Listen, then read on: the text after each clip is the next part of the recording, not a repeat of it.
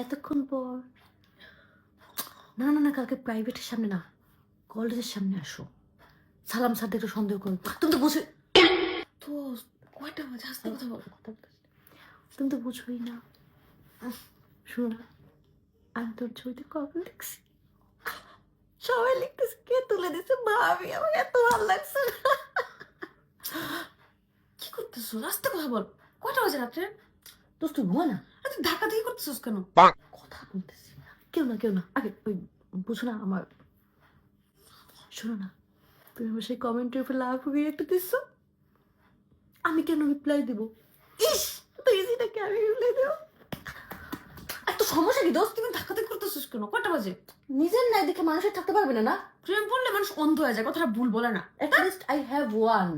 তো তো তাও নেই, তোমাকে বলে নেই। আরে আমার রুমমেট, বয়ফ্রেন্ড নাই তো এই জন্য। শোনো না, আমি একটা হাত ধরার ছবি আপলোড দিই তোমার।